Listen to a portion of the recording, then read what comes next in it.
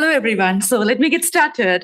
In post-colonial India, the regulation of sexuality and the management of population growth became defining practices of statecraft. These priorities were not new. By the mid-20th century, colonial administrators had already begun treating population and reproduction as domains that require state intervention. Reformers and policymakers increasingly framed reproductive sexualities as matters of national concern. Maithili Srinivas conceptualizes this fusion of economic planning and biological reproduction as economizing reproduction, a process through which economic rationalities came to structure and transform sexual and reproductive life. After independence, demographic expansion was cast as a major impediment to economic development. By the early 1950s, the Family Planning Association of India and the National Family Planning Program had formalized population control as a central developmental strategy. India's initiatives unfolded alongside the emergence of transnational organizations such as the International Planned Parenthood Federation and Population Council, both founded in 1952, which embedded Indian family planning efforts within a growing global regime of biopolitical governance. By the 1970s, the establishment of Population Foundation of India strengthened this institutional landscape, directing state and philanthropic attention towards maternal health, child mortality reduction, and the promotion of two-child ideal. By the 1990s, reproductive governance expanded again in the as AIDS awareness and sex education campaigns entered public health discourse. Across these debates, visual media played a crucial role in mediating the state's regulatory ambitions. Through carefully crafted images, instructional films, and through other communication technologies, the state sought to normalize a controlled sphere of sexuality and reproduction, one aligned with responsible citizenship and justified through the ostensibly neutral language of public health. Film and filmmaking institutions constitute a crucial pedagogical aim of India's post-colonial developmentalist project. As Monica Mehta observes, while the Central Board of Film Censors sought to expunge sexual content from the realm of public exhibition, the Ministry of Health simultaneously mobilized cinema for population reduction campaigns. Complementing these efforts, the state's own film production and distribution wing, the Films Division, henceforth FD, produced an extensive corpus of short films and documentaries that entrench cinema as an instrument of developmental pedagogy. These films served as a visual counterpart to emerging discourses on contraception, often by demonstrating specific technologies of reproductive control, including vasectomy, tubectomy, condoms, intrauterine devices, and various other spacing methods. So concurrently, the Central Board of Film Certification, when they were regulating the classificatory regime governing public exhibition of films, they came up with different categories, as you can see here: U for unrestricted viewing, A for adult audiences, UA for screenings accessible to minors when they are accompanied by adults, etc. In 1981, the introduction of the S certificate intended for films meant for specialized professional audiences such as educators and doctors created new tensions within the regulatory apparatus.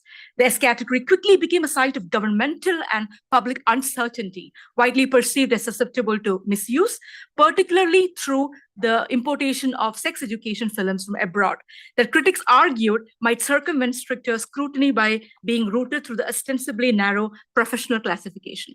So in today's presentation, I look at how state institutions in India mobilize cinema to construct visual pedagogies of sexual discipline and respectability.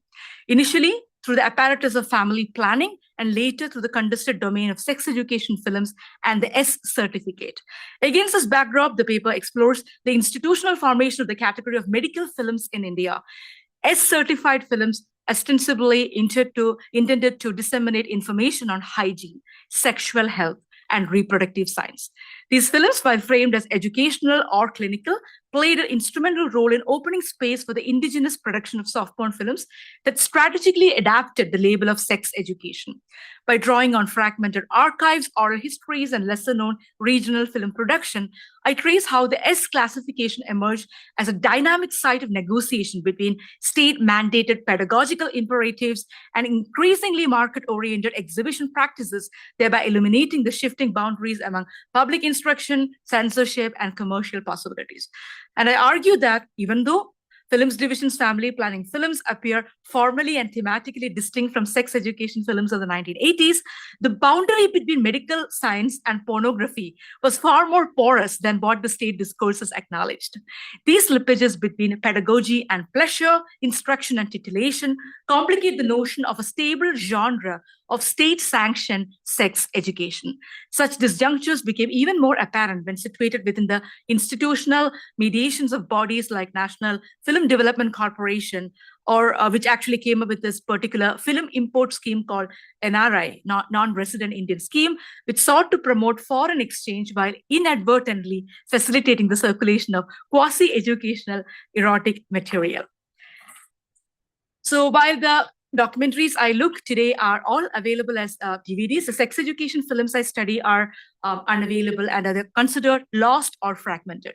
So this paper adopts a mixed methods approach, including archival work, ethnography, and oral interviews to study what Alice and Nadia Field referred to as non-extant films, films that are lost or absent in the archives, but I use triangulation of the data sourced from different places to make an argument. Non-extant sex education films' formal and narratorial aspects are investigated by looking at fragmentary references in newspapers, tapping into scripts from filmmakers' personal collections and scrap dealers and their material. So let me quickly just give you a breakdown of how I will be looking at today's presentation. First, I'll start with the examination of state-sponsored documentaries, which were made in the 1960s and 70s. And then I moved to the AIDS documentaries, AIDS awareness documentaries of the 1990s. The second section looks at sex education films, where you start to see the slippage between the birth control and prevention to the exploitation of these themes in the gray area. And finally, I'll show you how sex education films became like the ground for allowing indigenous soft porn production practices to kind of flourish in India, because S category came to be used for a various purposes. So let's start with contraception. Contraception occupied a central place within the developmentalist discourse, epitomized by the state's promotion of low-cost indigenous condom brand called Nirod, which appears frequently in the films that I'm going to be discussing today. Nirod was initially introduced in 1963 under the name Kamaraj, a reference to Kamadeva, the god of love, but it was rebranded as Nirod or Protection in the late 1960s. This renaming was strategic. It sought to shift public perception away from the association of condom with sexual pleasure and toward a framing grounded in responsibility, protection, and reproductive control. This ideological framing is encapsulated in one of Nirod's early slogans: "Men, the power to prevent birth is in your hands. Use Nirod for family planning." And that was the slogan. Although Nirod was primarily promoted as a family planning tool, emphasizing spacing between birth and limiting family size, its usage expanded in the 1990s to include prevention of sexually transmitted diseases, particularly in the context of the AIDS crisis. So you will see that there are films that were made which foreground Nirod as a practical and responsible option for couples. In a move analogous to the shift from pleasure to protection that characterized the promotion of Nirod condoms, Films Division documentaries and several experimental films sanitized reference to sexual desire by framing contraception exclusively within the discourse of population control and demographic management. And a central challenge many of these filmmakers had was to address conception without invoking the act of sexual intercourse itself, or risking any interpretation of these films as endorsing extramarital or premarital intimacies. As a result, the films frequently incorporated print posters, slogans, and visual motifs drawn from state-run family planning campaigns as structuring devices, using them to anchor family welfare centers and clinics within the mise-en-scene. And this strategy not only domesticated the discussion of contraception, but also visually aligned reproductive regulation within the larger apparatus of welfare governance. So let's take a quick look at one of these films just to give you a sense of the narratorial strategies.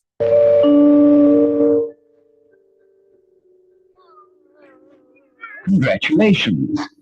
A gap of 4 years, as you have, is just about right.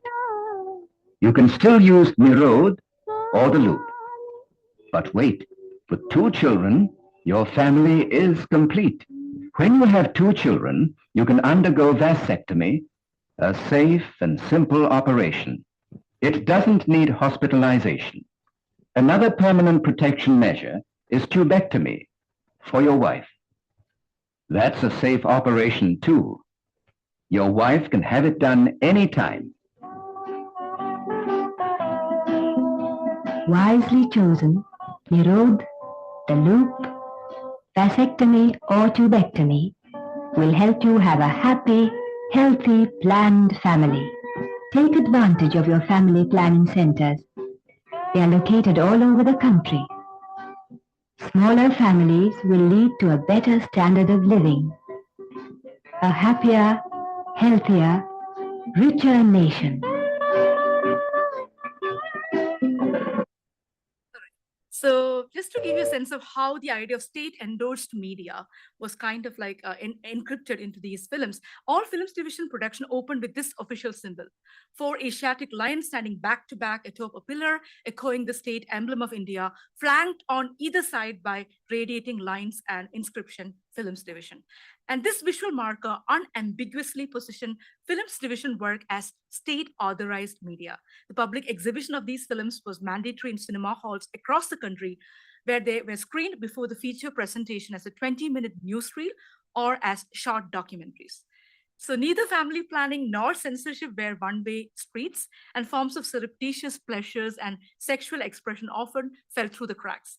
In time, family planning films alongside sex education films gave way to hybrid mode of exploitation cinema and later soft porn cinema. So let me just quickly show you a little bit more about how family planning as a strategy has been used in these films. So I'm going to take an example, and this is like, mise-en-scène of family planning centers that are used in the film to showcase, this as part of a developmentalist agenda. A Great Problem, a film, 1960 animated film directed by Govind Saraya, focuses on population management, and this film was produced in English, and this exemplifies Films Division approach towards, family planning as a discourse. Combining direct address and an expository mode, the film seeks to persuade viewers that material scarcity and inadequate living conditions can be mitigated through responsible reproductive behavior. From the outset, population is framed as a collective problem, with the narrator linking overpopulation to national shortages, hunger, and uneven resource distribution.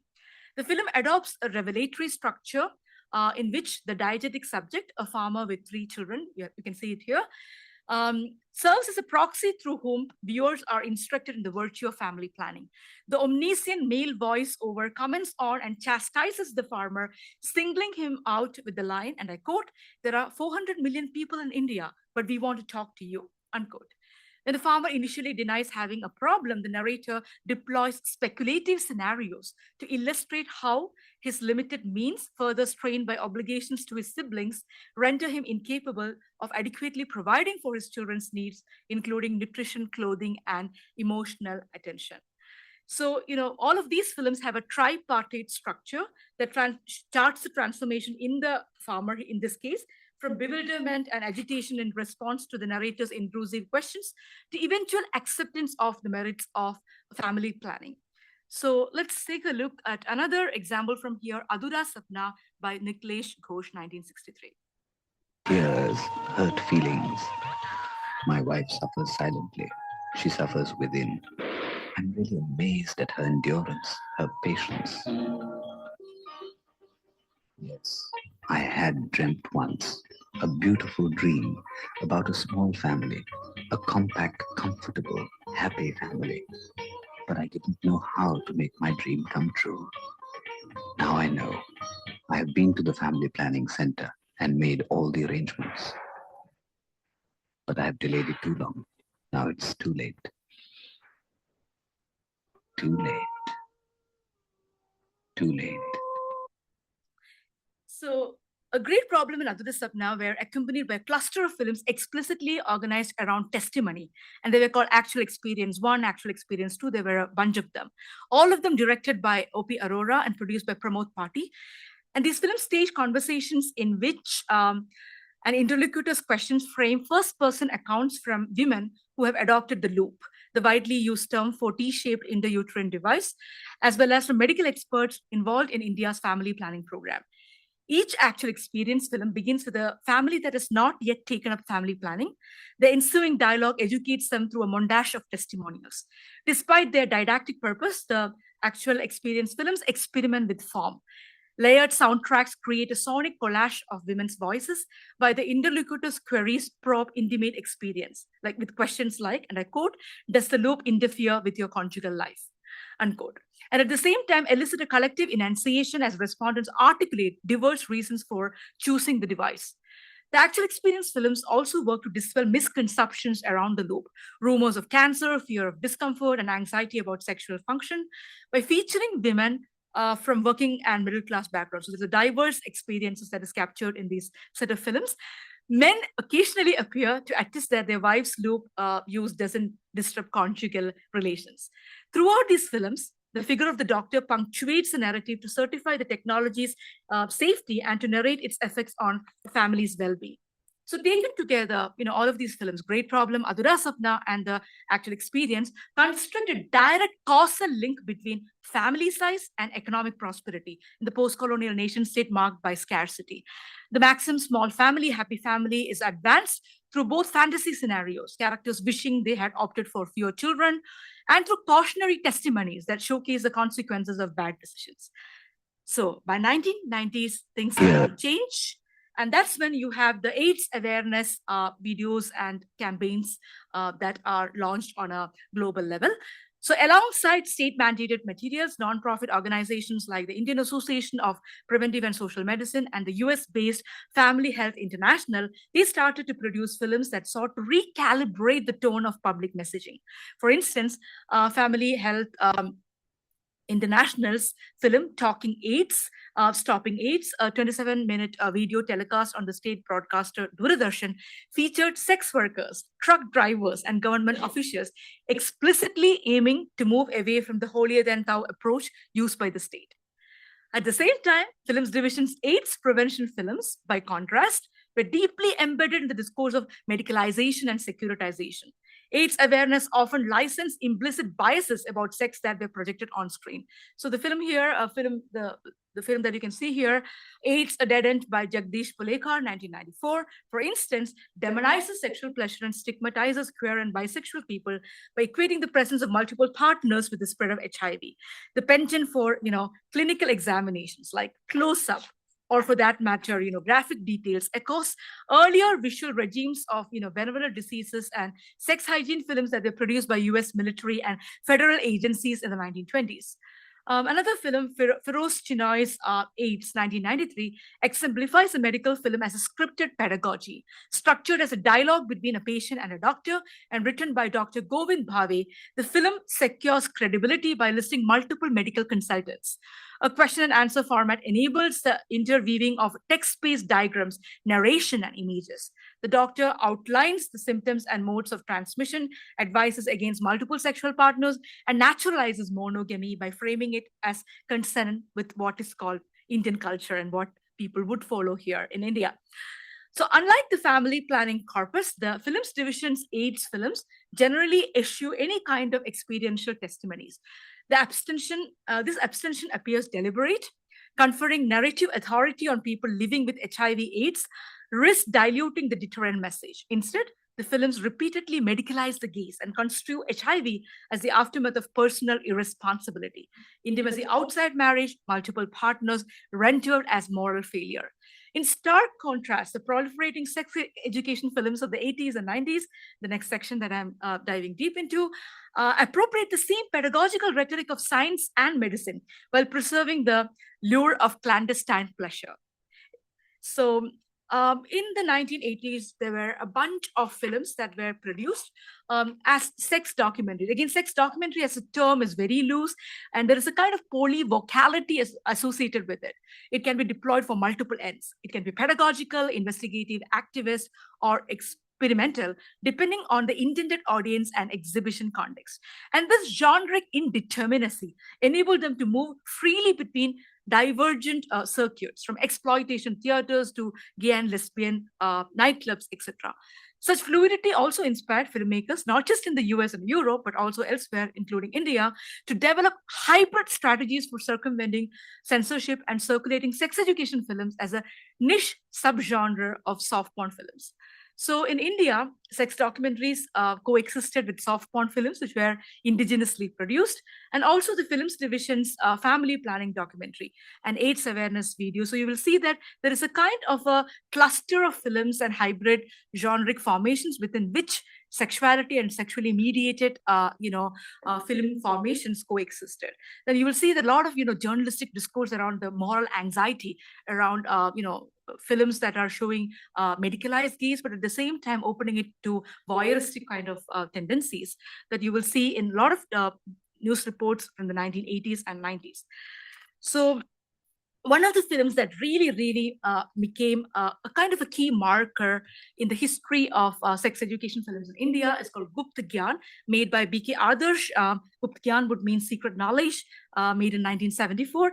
And the film exposed deep ambiguities within the Central Board of Film Certification regarding how to categorize works that blended sexuality and pedagogy. And this particular film was originally certified A meaning for adult audiences, and then it got reclassified as PE, meaning predominantly education. And finally, it was given an S certification, meaning specialized audience.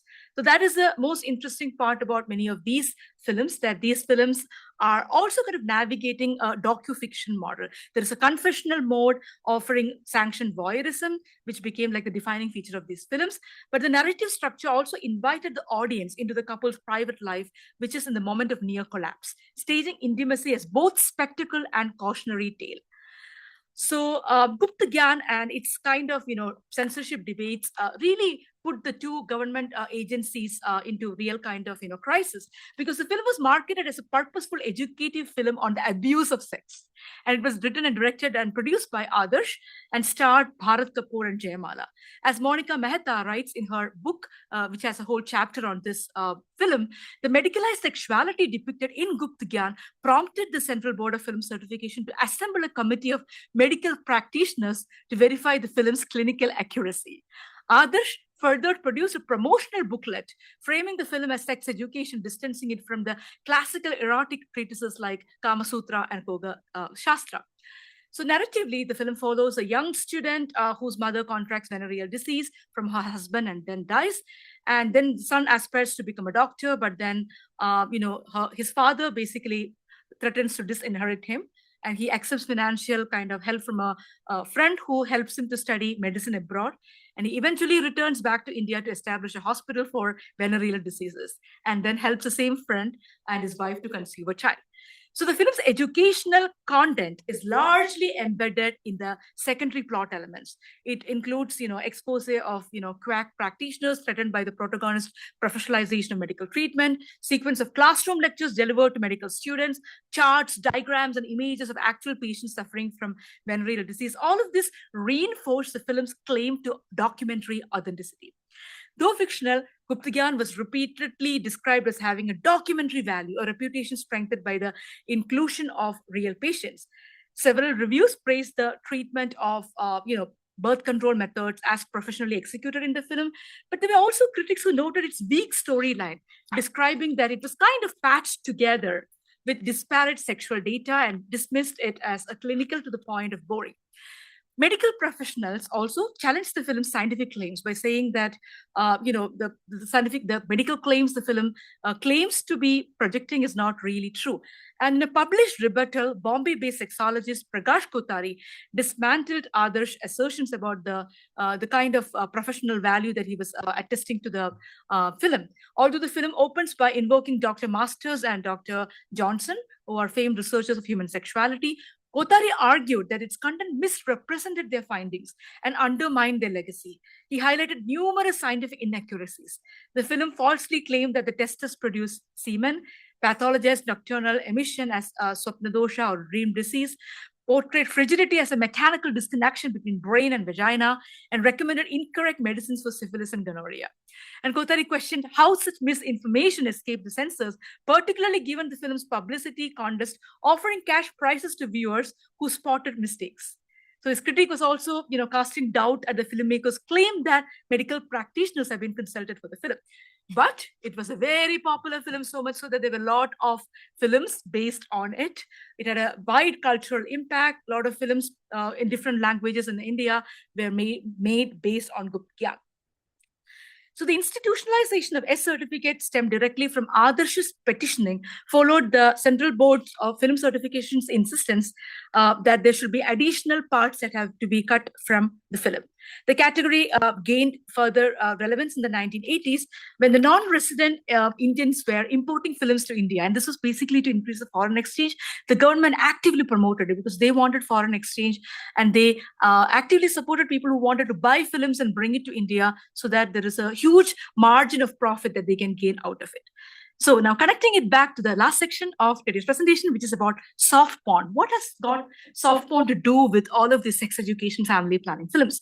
So addressing this question requires tracing a parallel history of transnational cinema flows, in which the non-resident Indian import scheme occupies a pivotal role. Initiated by the Government of India in October 1984 to promote foreign exchange, the NRI scheme was administered through the National Film Development Corporation, and it allowed NRIs to import films if they could pay a canalization fee of $15,000. Although the scheme was initially successful, it was later criticized for lax oversight in evaluating the quality of imported films, eventually prompting revision and later abandonment. But at the same time, it also revealed the frictions between the institutional bodies within the government, between Central Board of Film Certification and National Film Development Corporation. Each of these agencies were grappling with how to regulate sexuality and sexually explicit material entering India from abroad. So, one thing to keep in mind is that while this was happening in the 1980s, something else was happening in India as well. And this is the explosion of media entering India through informal channels. VHS tapes, blue films, sex education films, all of them being imported from United States and Europe. So the negative publicity surrounding the scheme of NRI really introduced this kind of anxiety around any foreign media that was entering India, whether it's through formal or informal strategy. And the key argument leveled against the NRA imported films was the practice of what is called interpolation, where separately produced reels containing sexually explicit content were inserted into the film through splicing. Importers were alleged to have collaborated with laboratories in Madras and Bombay that offered film reels along with interpolated material as a package deal. To curb this practice, the government mandated submission of a video copy of each film to accompany the import license application. Investors quickly noted the contradictions. Pre-recorded cassettes were at that time banned for regular import, meaning compliance required violating another government restriction. Films denied certification often languished in government warehouses to be auctioned by NFDC, National Film Development Corporation. Ironically, once auctioned, they passed customs and entered the exhibition circuit regardless. So this is the set of films that entered India via the non-resident Indian scheme. So what happened is that non-resident Indian scheme also supported the indigenous soft porn production practices, because the moment the exhibitors knew that these were the films that were marketable and could be sold, they started to, support the local filmmakers who were able to come up with films that simulated in many ways both the marketing, production, and distribution strategies of exploitation films that were very popular in the US and Europe. So when I was doing fieldwork in Chennai in 2010, people were all telling me about this person called Jacob Brace. I've never seen him, but every second person whom I meet were telling me that there is this guy called Jacob Brace who started as like a production assistant, then he became an assistant director, but then he started to make sex education films like 4+4, which was basically following 4 families grappling with frustrations born out of repressed sexuality. Brace attempted to expand his reach through cooperative distribution model, inviting the public to actually invest in his company, Cooperative Film Distribution. So he was kind of a person who believed in the fact that sex education material has to be accessible to people in order to understand what it means, in terms of safe sex practices, etc. And he invited people to be part of this distribution unit that he provided. And all his films were released under the banner Jacob Brace Film Factory. And one of these films, Shobana Rathulu, brought him wide recognition by presenting his narrative through a case study of a sex specialist who diagnoses marital incompatibility and prescribes remedies. While conventional sex education films targeted teenagers, Breeze addressed an imagined adult audience and embraced taboo subjects: incest, extramarital affairs, pure desire, sexual violence. Films, for instance, like For the First Night, made in 1986, explored the alienation of middle-aged couples, parental sexual abuse, and precarious lives of young women who died after attempting clandestine abortion. So another banner that was very popular was in 1979, there was this kind of film made called Cancerum Laigigurogum, the poster that you can see here. And this was made by a prominent mainstream producer. It's not just, low-budget filmmakers who come out of nowhere and make films in anonymous, titles that were peddling in soft porn. They were prominent filmmakers who also wanted to try out what does it mean to actually make documentaries which talk about sexuality, about sexual desire, etc. And the film comprised of 5 segments held together by the universal message: health is wealth, and addressed breast cancer, venereal diseases, pregnancy, childbirth, etc. The cast consisted of real people: a cancer survivor, a syphilis patient, a man undergoing vasectomy, and doctors. So since we don't have too much time and I want to really get to know if you have questions, I'm going to quickly go to the conclusion. Both family planning films and sex education films systematically suppressed pleasure and desire as legitimate frames for understanding sexuality. Pleasure was framed instead as source of social and reproductive disorder. And this moralized suspicion shaped the ideological core of these films. Across genres, pleasure operated as a narrative warning, a catalyst of misery, a threat to health, and a destabilizing force that required regulation. B.K. Adarsh's appeal to state institutions for classifying Gupt Gyan, first as predominantly educational and later as sex education, first exemplified the paradox at the heart of this category. In his promotional material, Adarsh positioned the film as a sober warning against unsafe sexual practices, reassuring audience that the script has been deliberately crafted to suppress rather than stimulate desire. The S certificate liminal status, hovering between pedagogy and erotic spectacle, enabled this rhetorical maneuver. It offered an unstable but strategic space within which filmmakers could assert the use value of such films, that they might shock or instruct the common man into adopting safe sexual habits. The docufiction format became central to this claim by deploying the long list of consulting doctors, staging scenes within medical colleges, embedding scientific lectures into the mise-en-scène. These films sought to anchor themselves in the authority of documentary realism and distance themselves from the stigma of salacious. Medical frame, in other words, worked to sanitize the erotically charged imagery that might otherwise render these films illegitimate in the eyes of censors and public. As a feminist media scholar working on pornography, my aim in this presentation has been to argue that these films should not be dismissed as aberrations or aberrant cultural byproducts. Instead, they function as instructive artifacts that reveal the entanglement of state desire and state disavowal. Their productive tension between education and titillation, morality and spectacle allow us to rewrite the histories of marginalized cultural forms that have been excluded from dominant narratives of Indian cinema.